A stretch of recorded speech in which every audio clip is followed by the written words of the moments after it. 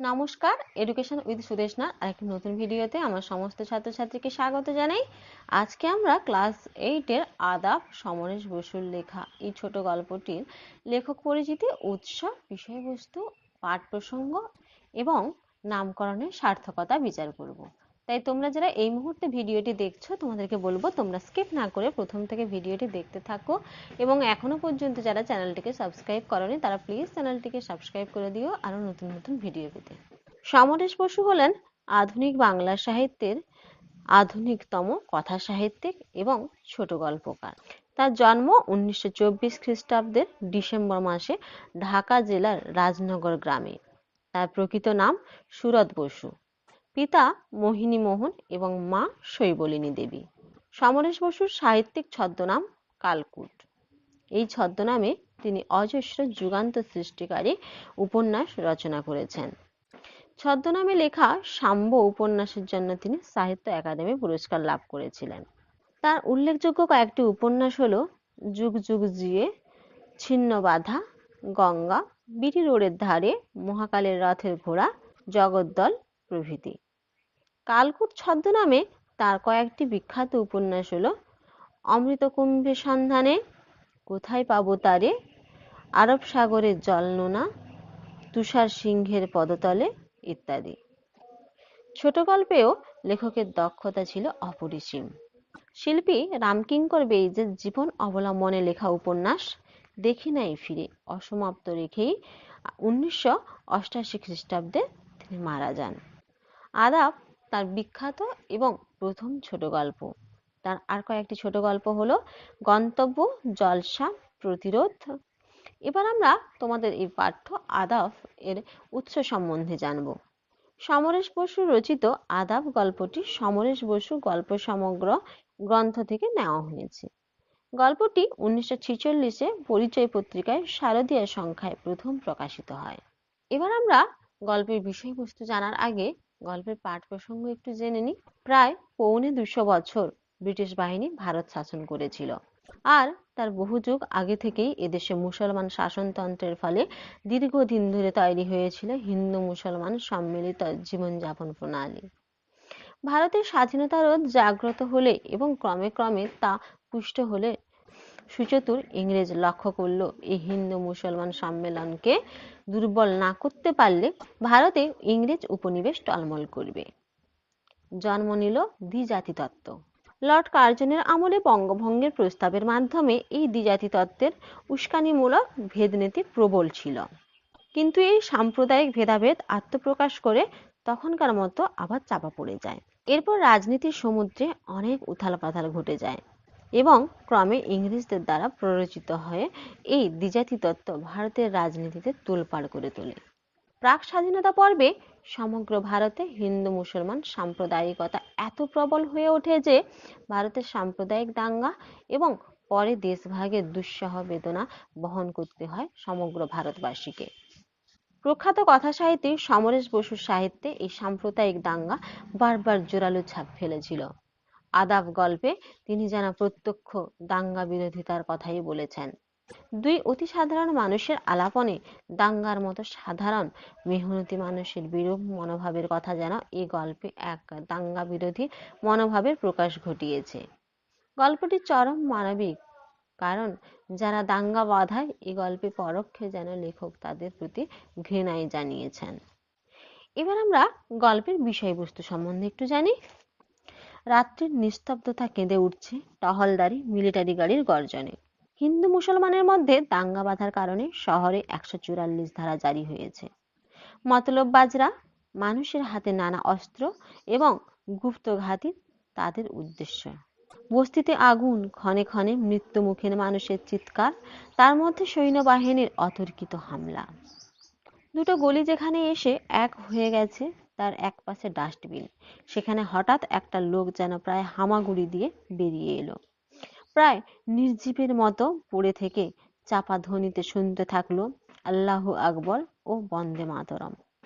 হঠাৎ নিস্তব্ধতার মধ্যে ডাস্টবিনটা নড়ে ওঠার পর দেখা গেল দাঙ্গাভীত আর একটা মানুষ তার মধ্য থেকে মাথা তুলছে। ডাস্টবিনটার দুপাশে আতঙ্কিত দুটি মানুষ, চোখের দৃষ্টিতে ভয় এবং উত্তেজনার ছাপ। দুজনে দুজনকে খুনি বলে ভাবছে। অনেকক্ষণ এমন স্থিতাবস্থার পর তাদের মনে একটাই প্রশ্ন মাথাচাড়া দিল, হিন্দু না মুসলমান। একজন জিজ্ঞাসা করে, বাড়ি কোথায়? অন্যজন উত্তর দেয়, বুড়িগঙ্গার হেই পারে, সুবই ডায়। অন্যজনও নিজের ঠিকানা জানায়, নারায়ণগঞ্জের কাছে। ক্রমে জানা যায় যে এদের একজন নৌকার মাঝি এবং অন্যজন সুতাকলের কর্মী। আবার চুপচাপ। হঠাৎ কাছে কোথাও শোরগোল ওঠে, উন্মত্ত কণ্ঠে ধ্বনির প্রকাশ। দুজনেই সন্ত্রস্ত হয়ে পড়ে। সুতা মজুর আতঙ্কিত কণ্ঠে বলে, ধারে কাছেই যেন লাগছে। মাঝি সমকণ্ঠে বলে, চলো এইখান থেকে উঠা যাই। সুতা মজুর তাকে বাধা দেয়, বলে, উঠো না, জানটারে দিবা নাকি? কথার আন্তরিকতা না বুঝে মাঝির মনে সন্দেহ দানা বাঁধে। সুতা মজুর শেষ পর্যন্ত তাকে উঠতে দেয় না। মাঝি সন্দেহজনকভাবে জিজ্ঞাসা করে, কেন? সুতা মজুর তাকে দাঙ্গা পরিস্থিতির কথা স্মরণ করিয়ে দেয়। কথার উত্তেজনা, সন্দেহের ভাব। কথা বলতে বলতে খানিকটা চলে যায় বলে দুজনে যেন দুজনকে বুঝতে পারে অনেকটা। জমে ওঠা শোরগোল একসময় মিলিয়ে যায়, আবার মৃত্যুর প্রতীক্ষা। দুই বিপন্ন প্রাণীর মনে মৃত্যু ভয় সরে গিয়ে ধীরে ধীরে উঠে আসে পরিবার পরিজনের কথা। তারা ভাবে, আর কি ঘরে ফিরতে পারবে? হঠাৎ ধেয়ে আসা দাঙ্গার কথাও ভাবে তারা। রক্তগঙ্গার দুঃসহ স্মৃতি তাদের বুক খালি করে দীর্ঘশ্বাস হয়ে বের হয়। দেশলাই জ্বালতে গিয়ে আচমকিতে প্রকাশ হয়ে পড়ে মাঝি মুসলমান। আতঙ্ক অবিশ্বাসের দেয়ালে কয়েকটা নিস্তব্ধ পল কেটে যায়। আতঙ্কিত সুতা মজুর মাঝির পুটলির বিষয়ে জিজ্ঞেস করলে মাঝি জানায় তার কাছে আছে ছেলে মেয়ের দুটো জামা আর বিবির একটা শাড়ি। কাল ঈদ। কথায় কথায় দুজনের ওপর দুজনের বিশ্বাস জন্মায়। কথায় কথায় দুজনের বক্তব্যেই দাঙ্গার প্রতি ঘৃণা ঝরে পড়ে। দাঙ্গা কিভাবে তাদের মধ্যে মেহনত মানুষকে ভূমিলগ্ন করে তারই ইতিকথা যেন রচিত হয়। তাদের ক্ষোভ যেন ধীরে ধীরে উগরে ওঠে, আকাশ বাতাস স্পর্শ করতে চায়। তারা পালাতে চায়, বাঁচতে চায় দাঙ্গাবাজদের হিংসার আগুন থেকে। মোড় পেরিয়ে ঊর্ধ্বশ্বাসে তারা ছোটে। গলির মোড় পেরিয়ে ঊর্ধ্বশ্বাসে তারা ছোটে।